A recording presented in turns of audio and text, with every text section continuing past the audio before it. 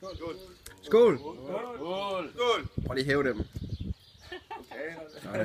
Og så får vi pokaler.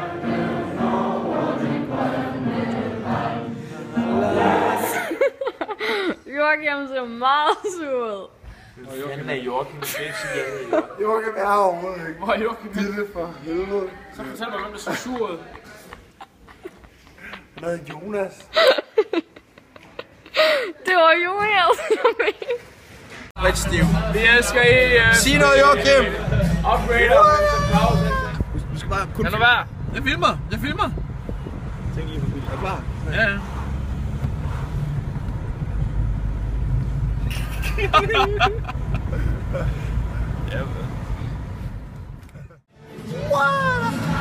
Er du med?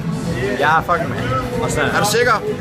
Jeg er fucking sikker. Kriger, Jeg bryder mig ikke om, da jeg kom til Jeg bryder mig ikke om at blive filmet. og ramte dig sådan Det har her. jeg ikke lyst til. Jeg må gerne sige, at jeg ikke har lyst til at blive filmet. Det er ikke bedst. Sådan. Men altså, så kan man jo bare sidde og spise chokoladen her til. Den skal jeg have. Den tager jeg lige med så. Jeg tager den her. Jeg bruger det her som tallerken.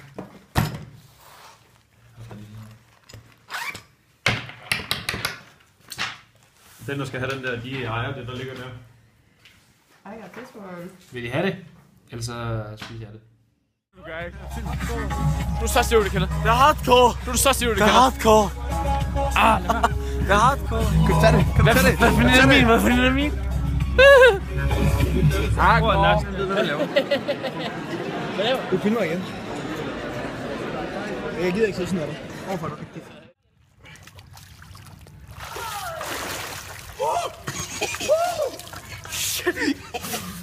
Du skal lige have armen til siden. 3, 2, 1. Nej, hvad laver du? Vi kan ikke noget med. Michael! Det er for kraftigt. Det er da fordi, du lader det sidde for længe, mand.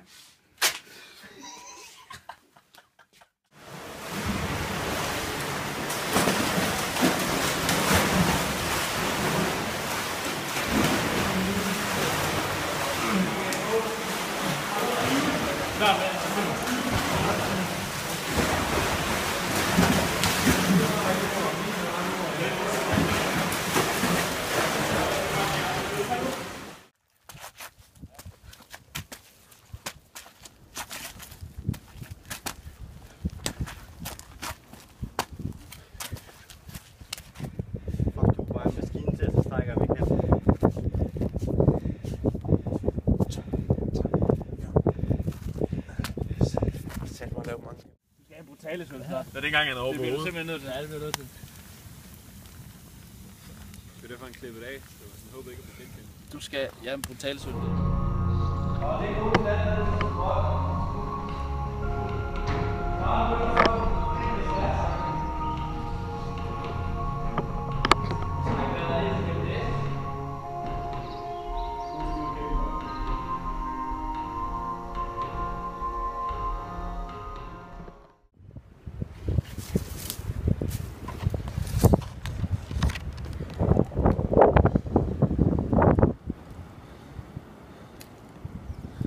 Ja.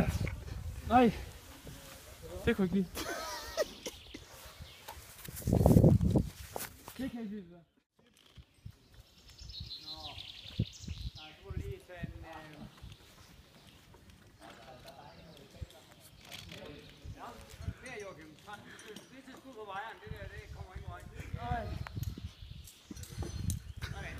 Nej.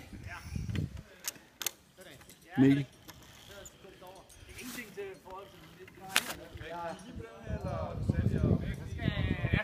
Jeg gik.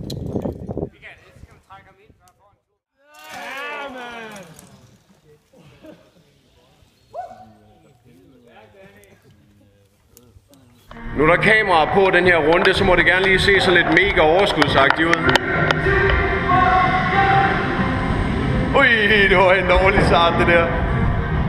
Godt kommet igen.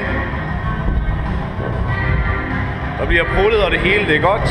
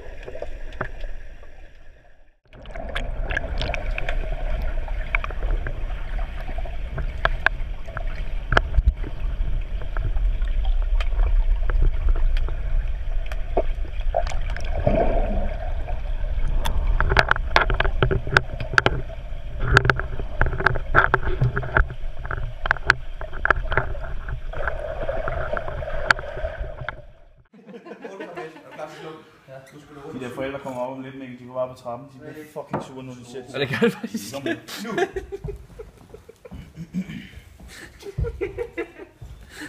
For helvede. Nå, det bliver dyr. Ja! Det var ikke det, der var ikke slået den. Det var da 8 for. Du skal under 7 her. Lille, kan du køre på scooter? Det giver lige 10% ekstra, hvis der er film, eller hvad? Ja, vi kører.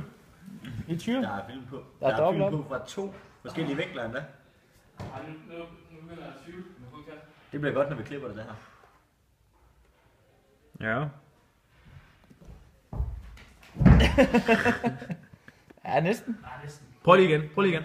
Kom nu. Prøv lige igen. Det var der fandme Kom næsten. nu. Bare på benene den gang. Ja, ja.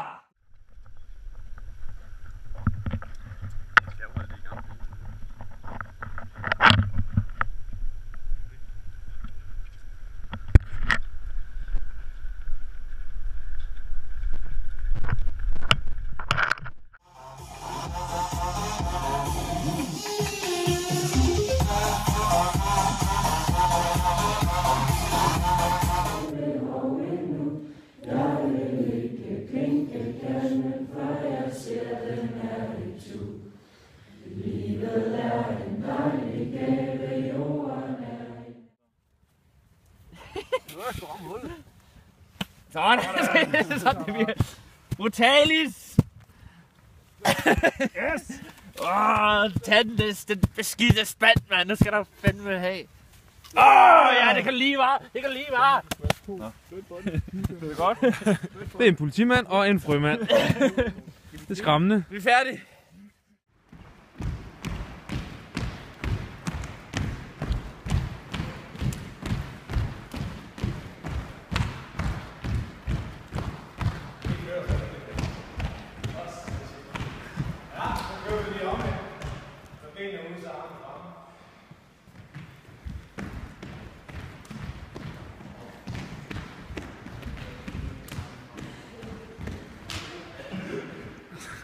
Hvad så, Mikkel?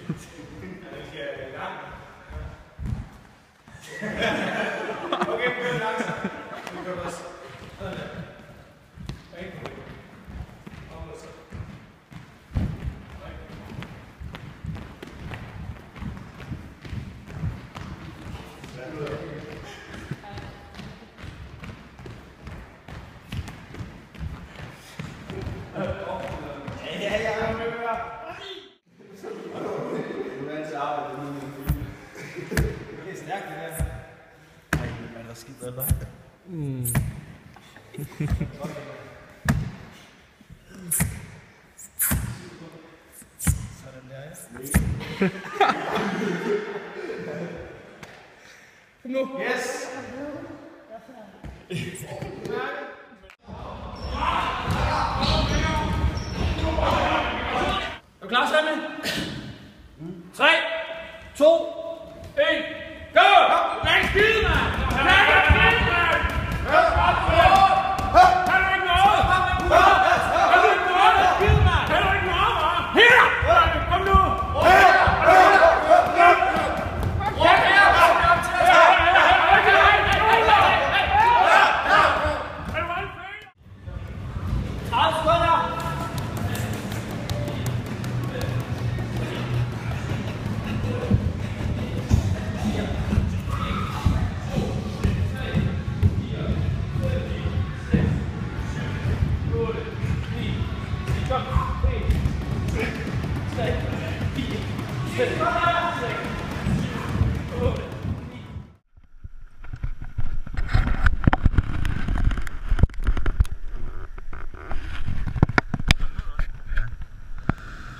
Går I op, så siger jeg kast, og så kaster I, og så gælder det ellers bare om lige snart man har kastet, og så kommer afsted, så man ikke kommer til at lande for langt væk fra sin rygsæk.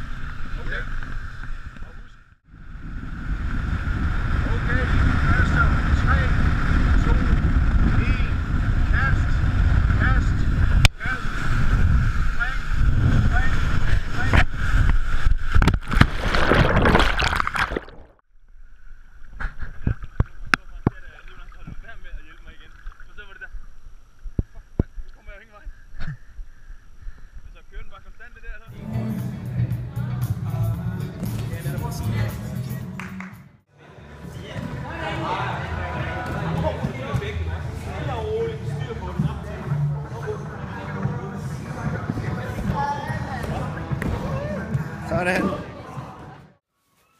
Det ved jeg ikke. Hvad er det til? Det er til Landestouren Festival in Freiburg. 2014. Altså, nu gør han ikke noget, vel? Men altså, mange andre steder, der har han fået en på lampen, tror jeg. Så har vi en god brænder. Jeg tror, han er skæv på et eller andet. Han er altså ikke tøjet på til at ligne en, der er på en lille film. Han er på den anden. Wow. Du er så klam, mand. Har du ikke vasket din sovepose? Nej. Det vasker man heller ikke.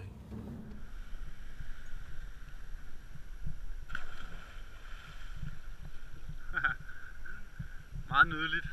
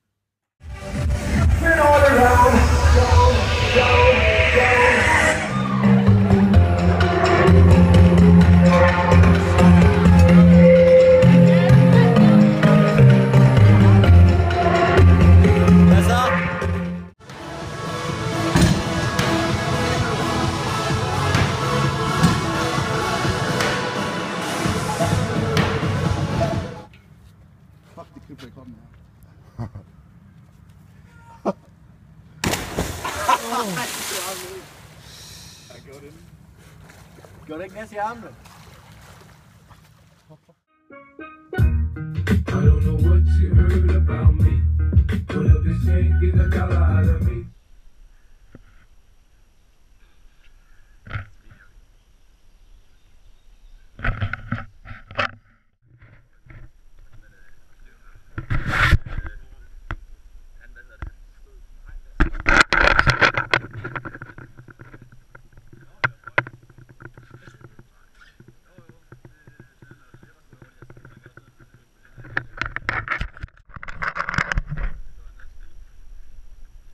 Går det?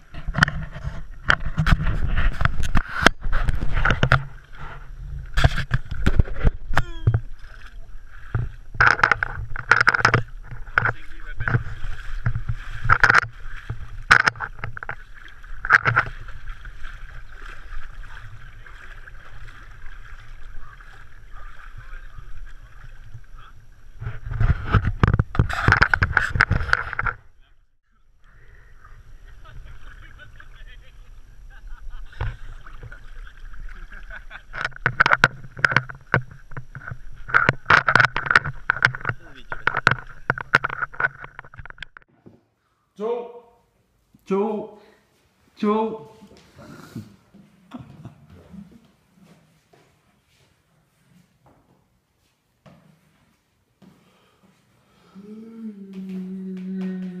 Ja, det er sgu da godt vigtigt at nå noget med det tempo, du kører i.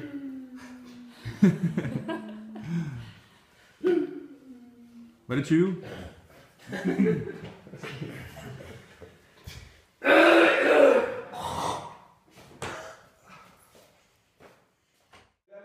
Det var faktisk kun kvarte det der, så du har taget 10.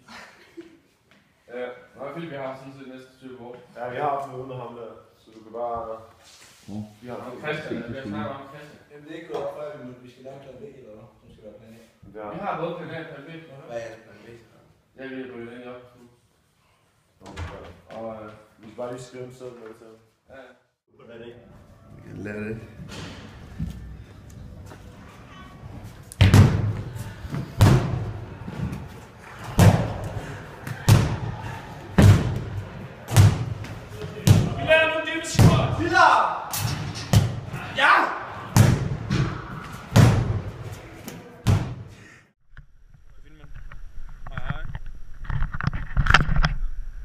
Jeg kan ikke selv se det. Mikkel? Program. Se den løve der.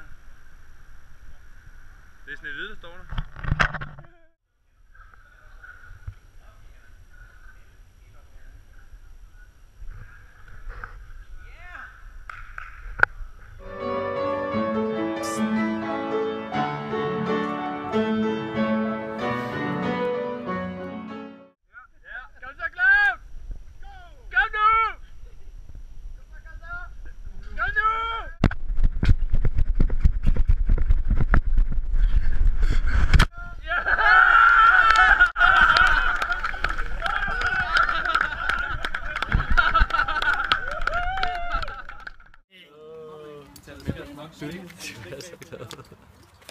Det gør det også.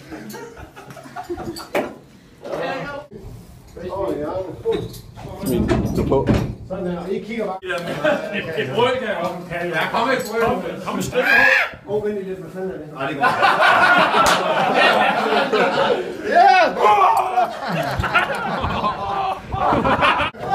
Yes, 1, 2, 3, galop.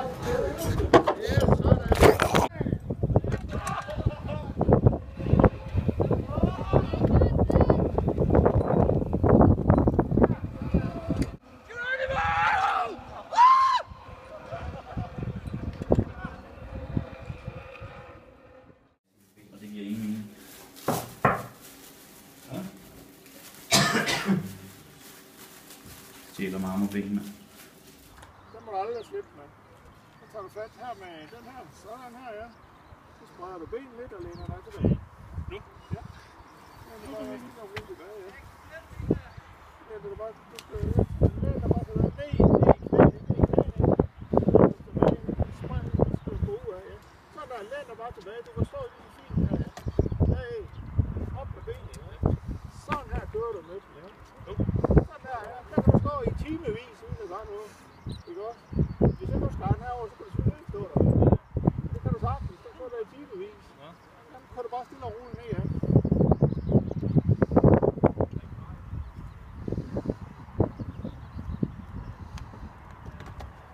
Det er faktisk præcis samme hold. Ja, ja. Godt. Hold da også. Bodybuilderben. Se her. Nu skal I høre efter Anton. Der er 2 måder, man kan gøre det på. Man kan stille sig hen i hullet derhen. Det er jo det, vi gør militæret, ikke? Så står man her over, så bla bla bla bla. Så 1, 2, 3, så står man her, og så op med nu. Fuck, der er langt med.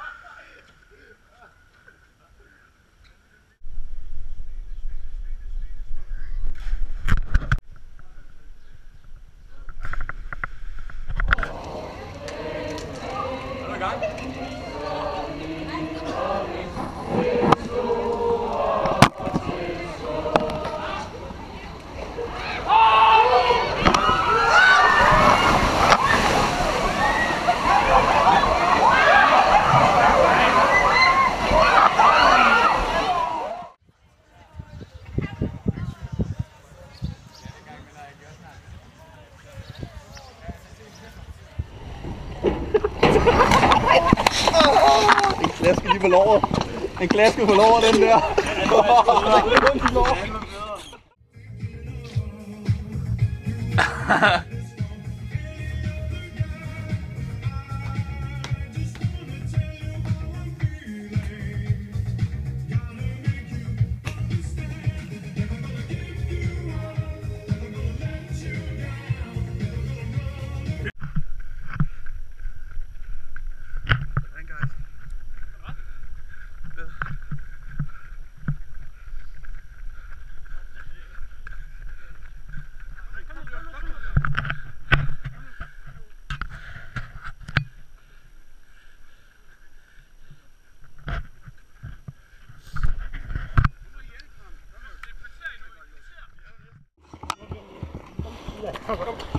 Kom nu, skal du.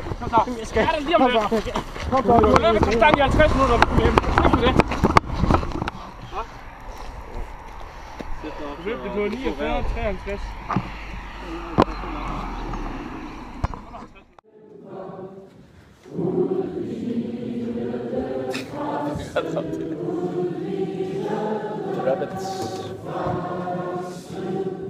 Hardcore. Jeg lugter en kår. Du går hardcore. Jeg lugter en kår. Hardcore. Jeg lugter en kår. Kår. Lugter en kår. Hardcore. Jeg rødhåret. Lugter en kår. Hardcore.